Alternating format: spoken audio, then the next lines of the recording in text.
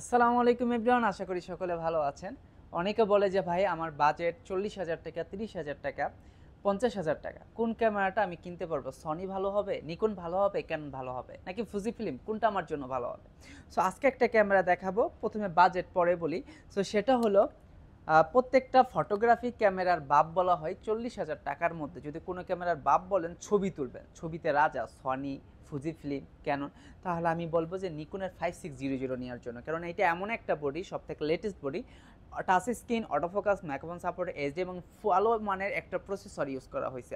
So Nikon এমন একটা camera যেটা সম্পর্কে বলার কিছু নাই, কারণ এই ক্যামেরাগুলোতে অ্যাকচুয়ালি যে পরিমাণ শার্পনেস আর কোয়ালিটি থাকে, সো যারা প্রফেশনাল বিয়ের কাজ করেন বা স্টুডিওর কাজ করেন বা বিভিন্ন জায়গায় ঘুরতে যান ফ্যামিলি নিয়ে, সো তাদের জন্য অনেক বেশি কমফোর্টেবল। কারণ এগুলোর ছবিগুলো অনেক শার্প থাকে, কালার অনেক বেটার থাকে, ন্যাচারাল কালার থাকে, সো এডিট করতে অনেক বেশি সুবিধা হয়।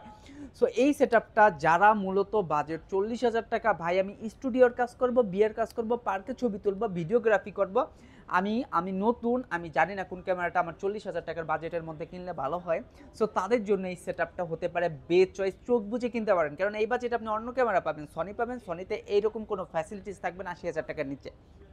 ক্যানন কিনতে পারবেন, ভিডিওগ্রাফি ফটোগ্রাফি 50-50 থাকবে, কিন্তু এটা 100% থাকবে ভিডিওগ্রাফি প্লাস ফটোগ্রাফি। সো এই সেটআপটা যারা আমাদের কাছ থেকে নিতে চান তাদের জন্য থাকবে 5,000 টাকার ডিসকাউন্ট, মানে আপনার ক্যামেরা এবং শুধুমাত্র ক্যামেরা এবং লেন্স সহকারে 5,000 টাকার ডিসকাউন্ট থাকবে, মানে থাকবে মাত্র 35,000 টাকায়, ব্যাটারি, মেমোরি, চার্জার সব কিছু ছাড়া। আর কেউ যদি আপনার ব্যাটারি, মেমোরি, ব্যাটারি, যা ব্যাগ, এভরিথিং সব কিছু নেয়, তাদের জন্য থাকবে মাত্র 2,000 টাকা ডিসকাউন্ট। সো আজ এ পর্যন্তই। আসসালামু আলাইকুম।